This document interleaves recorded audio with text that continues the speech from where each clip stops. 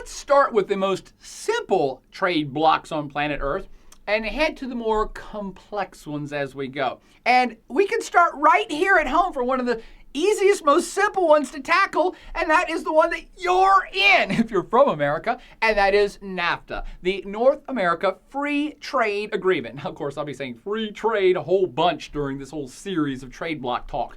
Now, why is it perhaps one of the most simple trade blocks to start with?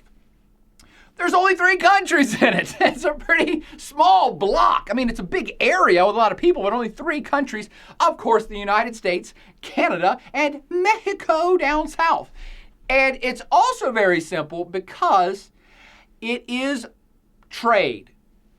That's it. No more, no less. There's nothing else going on here. This whole international organization is simply in existence to facilitate and encourage trade between these 3 states. It's not talking about sharing political power. It's not about movement of people across the borders. In fact, that's a big no-no. It's not about anything bigger shared or anything else going on. Nope. Just about trade, and that's it. And that's the way the U.S. is going to have it forever. We're not about anything else. Not with this particular institution. Now, it was officially signed into law in 1994, and I'm not huge into knowing dates. I just want you to know that this is actually kind of one of the newer trade blocks on planet Earth. It's less than a couple decades old. It immediately in 1994 slashed tariffs between the U.S. and Mexico in a very big way. Like 50 to 75% of the tariffs were just immediately slashed and eliminated on goods between these 2 countries. And I believe they've been working towards 0 tariffs between the 2 countries on everything. That might have been met at this point. Now, with the U.S. and Canada, they've always been huge trading partners, and so tariffs were pretty much nothing between these 2 countries already. So this is a situation where the U.S. and Canada, huge trade partners, perhaps the biggest trade partners on planet Earth between each other, were simply solidifying their trade status and also incorporating Mexico into this grandiose and NAFTA situation. Now, as simple as a trade bloc is between just 3 states, it is actually still complicated. And this is why I wanted to start with this one. I wanted to point out some of the more complicated features of this very simple block so that you think about these issues when we get to the much bigger ones that have many, many, many more states involved and ones that are increasingly going to get bigger as your lives unfold. What am I talking about? Well, even with just 3 countries, anytime when these trade blocks get together, when countries are going to work together towards some common goal of trade, different countries have different levels of development. I mean, that's just the way it is. Some are more advanced, some are further behind, some are really rich, some are poorer. They have different environmental standards. They have different levels of technology in their country, which means some can produce certain items for way cheaper than the other one can. And they pay different wages in their society. Some have a minimum wage. Some don't have a minimum wage at all. Some have labor laws. Some have no labor laws. Taken all together, this means that, generally speaking, lesser developed country, or the least developed country in the scenario, has a great strategic advantage with their cheap-ass labor and lax environmental laws to make it cheaper to produce some things, mostly manufactured goods. While richer or more fully developed countries have strategic advantage of technology, which can make high-end goods for way cheaper than poorer countries could possibly ever make. And in addition, richer countries can actually make agricultural products for cheaper than poorer countries can. Whoa, what? That can't be possible. I mean, with all the cheap labor, you're telling me that a poorer country can't compete with the U.S. for agriculture? No, and I'll tell you why in 2 words. Tractors and subsidies, baby. I mean, hell yeah, we just talked about this stuff in the prior section. Tractors and advanced technology, one guy in a field can plow 10,000 acres and harvest all the corn off of it. One guy with advanced technology.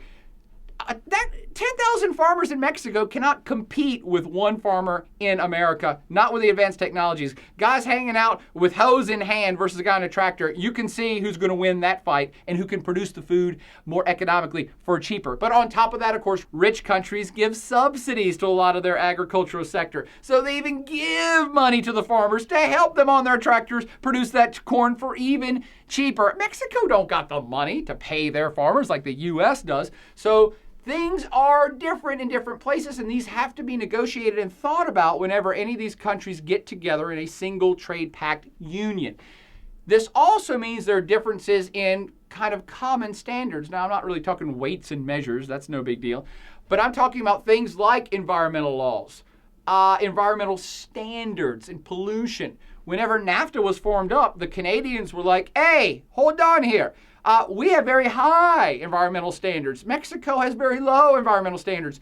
We don't want our businesses to go out of business, or worse, to start polluting so they can compete with those Mexican businesses that are polluting legally. So we don't want the standards to go down. We would like you guys to raise your standards up. Does that make sense? That was one of the hardest things the Canadians fought for when negotiating NAFTA. You also have to think about standards like consumer protection. You don't want to get into a trade bloc where there's no consumer protection, no consumer standards. So you have some poor ass country who's making drugs or pharmaceuticals or kids' toys that are toxic, and the products which are free trading are coming to your country and killing your citizens. So you have to consider consumer protection, but also things like copyright laws, copyright infringement.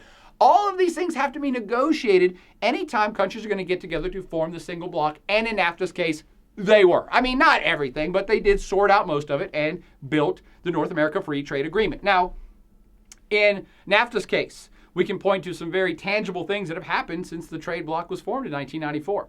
There has been massive job/industry movement to Mexico. No questions about it. No questions about that. And it started this whole cultural phenomenon of these things called maquiladoras. And maquiladoras are factory towns that have been set up in Mexico right along the U.S.-Mexican border to take advantage of this whole free trade situation. They know they have cheaper labor and laxer environmental laws down there. So companies have started up producing everything from bicycles to TVs and VCRs right there on the border, taking advantage of Mexico's cheap labor and other things. And then you're closer to the market that you're going to export it to. So the Walmart trucks can run right across the border and pick that stuff up and take it to Walmart. The maquiladora syndrome is one of the repercussions of NAFTA. At the same time, that may be negative, but at the same time, you have had increases in wealth and salary and GDP across the board in Mexico. I know, because all those jobs migrated to Mexico, people started making more money in Mexico. Wages went up a little bit in Mexico. People had more expendable capital in Mexico. And by the way, this is why free traders and capitalists are all about free trade. They say, see, you've opened up free trade and Mexico got richer for it. Isn't that a good thing? Hell yeah. On top of that, this isn't all one-sided, not just Mexico benefited. Because the Mexican people had more money, more expendable income, they started buying more stuff. More stuff like what? Like American goods and American stuff that was coming in, being imported in under the free trade banner from America and Canada. So it's kind of the win-win we were talking about with free trade. One thing in particular I want you to think about is with more expendable income, people started eating more food, and in particular, they started eating more meat in Mexico like never before, more beef. And who are the beef people on planet Earth? Oh, hell, you know that's America. America has the biggest beef industry on the planet, and they do it well, and they slaughter cows like there's no tomorrow. Sorry to my Hindu friends. And America consumes a lot of beef, and it's very cheap. And when NAFTA was created and passed, the Mexican market, people now with more expendable income, could start eating more meat, and they're going to look to the U.S., who produces lots of cheap beef. So American beef exports to Mexico went through the roof and continue to. Now, also what that means is you have certain sectors of the Mexican agricultural sector which did get hurt. I mean, not across the board. They still make lots of stuff. In fact, when you go into the grocery store in wintertime, almost all the fruits and vegetables that you see in the wintertime in the U.S. are probably from Mexico. But there were certain sectors like the meat industry in Mexico. They could not possibly compete with the U.S. industry. They've gone under. In milk, they can't compete with the U.S. milk industry, so they go under. Things recalibrate and balance, and that's just the way it is. One of the other big ones, I'll refer to this again, is a lot of folks blame NAFTA for what's called the de-industrialization of the United States, the un-industrialization of the northeastern United States, north and northeastern, where most of the heavy manufacturing industry was, like car production and all the other production of TVs and bicycles and stuff used to be.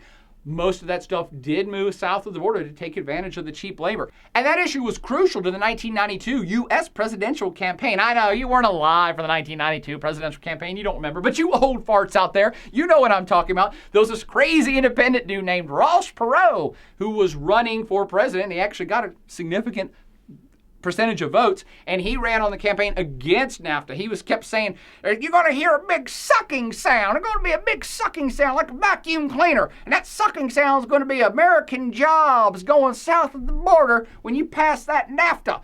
And quite frankly, Ross, you're nutty, but you were right. Everybody says, yes, that kind of did happen. A lot of those jobs migrated straight to the cheaper labor zone in the maquiladora area of Mexico. That's kind of what happens. But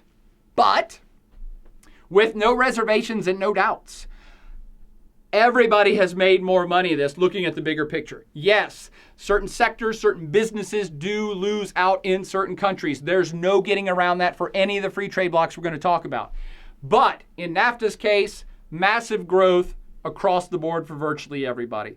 Imports and exports grew for all three countries. The old free market capitalism, let people do what they're going to do and everybody benefits, kind of does work and is proven in the NAFTA model. Canada especially, their exports and their GDP have grown every single year since NAFTA was passed. Mexico as well, and the United States of course too, but it's hard to tell if it was just for NAFTA because the U.S. does so much business with so many else.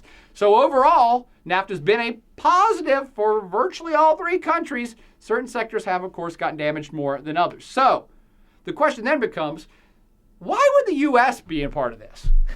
God, the U.S. is the richest country on planet Earth, $14 trillion GDP every year. Do they need to be in NAFTA? Do they really need to increase their exports? They're richer than the next 5 economies put together. Why would the U.S. have been pushing for NAFTA to go forward? Because they were the major motivator behind the whole NAFTA project.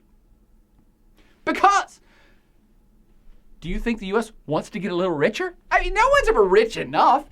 The U.S. economy may be the biggest in the world, but don't you think they want it to be bigger? Don't you think they want to have more U.S. jobs? Don't you think they want the average GDP of Americans to go up? Of course they do. And at this juncture in time, mid-90s, you had a growing EU. So you look across the border, the American politicians and planners look across the Atlantic and they're like, holy crap, look at that EU. The EU is growing wildly every year. They're adding new members and their trade is increasing across the board. Everybody's trading more. Their GDP is getting bigger. And in fact, if you took the EU's GDP as a singular entity, it is bigger than the US economy. So US said, hey, we don't want to get left behind here. We want to be able to continue to compete globally with that growing EU and other trade blocs around the world. So hell yeah, we want to get richer. We want trade to increase. We're going to get in a trade bloc. We're going to start one, the North American Free Trade Agreement. That's why they did it. And to bring it up to right now, this ain't over, friends. China is now, of course, in the game and growing wildly fast. India is as well. And there are a bunch of other Asian trade blocs that we're going to get to in just a minute that are growing way faster than NAFTA or the EU. And the Americans want to stay competitive. They are now pushing for even a bigger trade bloc in the Americas to be formed. And they started with another one called CAFTA. I don't have to get into details now because it's similar to NAFTA, but it's a different group. CAFTA is its name, and it stands for Dominican Republic Central American Free Trade Agreement. Same thing as NAFTA, but with different countries. They are technically separate so far, but the idea is eventually they're going to merge that into a great thing called the FTAA, the Free Trade Area of the Americas. Yes, that's North America, South America, and all the America in between. And it is the United States who is pushing this the hardest during both Bush administrations, Daddy and Junior. They were all about, we need more trade, we need more economic growth, and this is the way. And before China or the EU or other competitors gets in our backyard, let's have a full-on trade bloc encompassing the entire Western Hemisphere. Isn't that crazy? They are still pushing for this up to this day. However, it has been sidetracked slightly because there are those in Latin America namely Brazil and some other countries, who really aren't so keen on getting into bed with the United States in a singular trade bloc yet. They may be convinced of it in the future, but for now, in the Americas, NAFTA is the biggest single trade bloc, tremendous amounts of trade between those three member states.